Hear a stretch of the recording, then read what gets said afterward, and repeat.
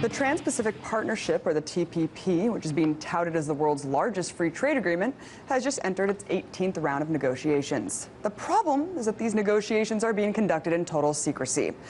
But what's even more worrisome is that what is known reveals that the agreement isn't really about trade.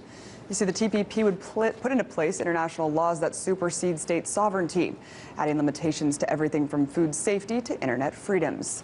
11 countries are current signatories to the TPP, and most recently Japan has announced that it also intends to join. Watchdog organizations have dubbed the TPP NAFTA on steroids and have called the secretive meetings between governments and hundreds of corporate advisors a slow-motion coup d'etat on democracy. So to help me break down why you should care about the TPP and how you can stop it, I'm joined now by Lori Wallach, Director of Global Trade Watch at Public Citizen. Thank you so much for coming on, Lori. So you're an expert on trade policy. How is the TPP different than, let's say, NAFTA, CAFTA, the WTO? Its scope is much more behind the borders. So there's very little real trade of physical things crossing borders. Rather, it's something like branding it a trade agreement, but really it's kind of diplomatic legislating.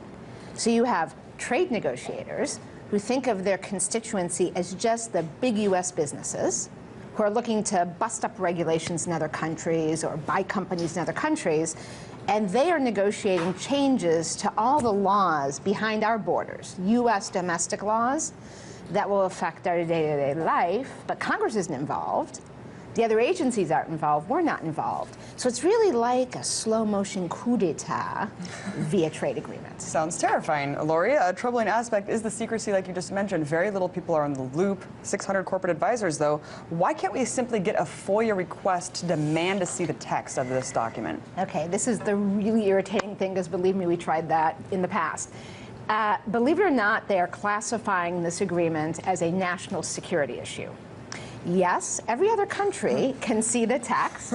Every other country can see the U.S. positions in the agreement, but it's a national security issue if the American public, on whose behalf ostensibly this is being negotiated, actually also got to see the text. How is that justified? How is that argument justified that it would be, So there is a legal answer and there is the answer that we're getting. The legal answer is in the courts, because we've challenged this, obviously. They come back with an exception to the Freedom of Information Act and they say, this is the exception on national security.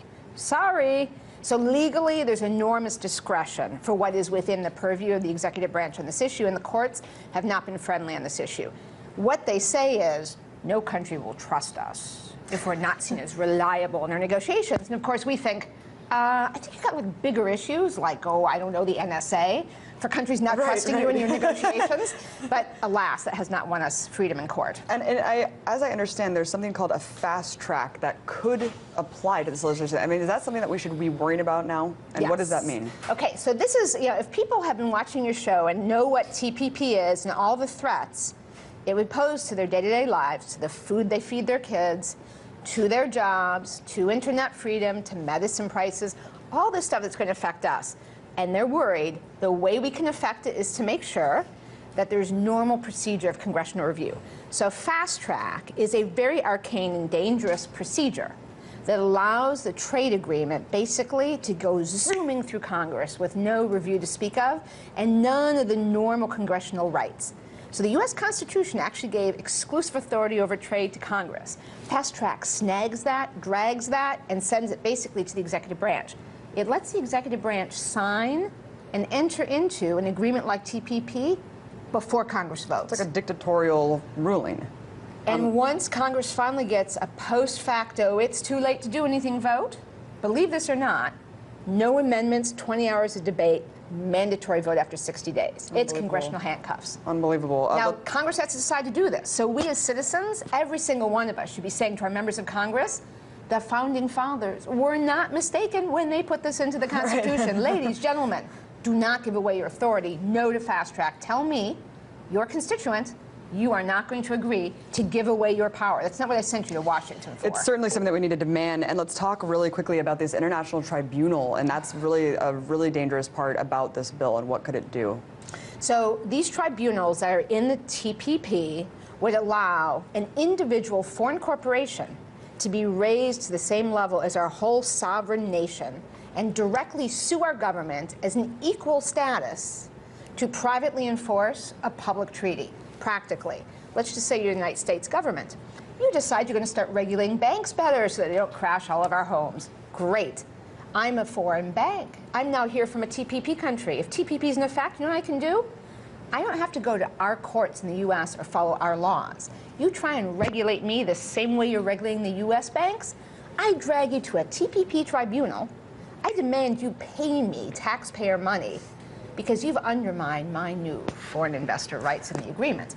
And if this sounds so crazy you can't imagine because there's no outside appeal and the judges rotate between suing governments and being the judges, 15 of them have 55% of all the cases, of which at this moment there are over 200 right now under other agreements.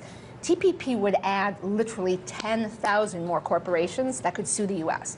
So if this sounds too crazy, folks can go to our website, which is exposethetpp.org, and you can read all about this and link to some of the rulings, because there's a smaller version of this in NAFTA. It's completely happening. Insane. I mean, this is almost one of the most important things going on in this country right now, completely under the radar. And let's talk really quickly about a specific example of what you just said. Let's say Japan has mandatorily labeled GMO foods. And if Monsanto, if they join in on the TPP, could Monsanto say that we're not going to apply that ruling? So if the TPP were in effect, and Japan said mandatory labeling, TPP is in effect, then Monsanto says, we're a foreign investor and we have built market access in your country, and now you're going to make us label this. This undermines our investor rights, our expectations to future profits. Okay, Japan, you have to compensate us from your tax dollars for undermining our new TPP rights. It's crazy, and it doesn't matter if Japan has the same law apply to domestic companies. The foreign investors get special treatment. So a foreign firm in the U.S. gets treated better than a business in the U.S. And I feel like if people knew what was going on, I mean, I know that there's certain members of Congress who can't even see the text. Most people can't see it, but how can we bring this into the light and out of the shadows so we can really prevent this from happening? It's very fun you say light and shadows, because we call this the Dracula strategy. This is the kind of thing that only lives sneaky in the dark. If we can bring attention to it, and that's what our www.exposethetpp.org website is about. So this is a website that has, among other things, action ideas, ways to get your member of Congress involved, and then we created one-page, easy for anyone fact sheets on all the different ways that TPP will affect your life. Medicine prices, jobs, water services, food safety, chemical regulation, your kids' toys safety, you name it. We have 25 of these fact sheets. So pick the part that makes you and your friends nuts, print it out, modify it any way you want. We've got postcards, we've got funny memes, we've got cartoons, we've got videos. It's basically free for everyone. We want people to copy. We are not pushing copyright. So this is a website we explicitly designed to drag the WTO into the sunshine. Well, it certainly is something that affects every single person in this country. Lori Wallach, I really appreciate your time bringing the darkness into the light. Thank you for highlighting it.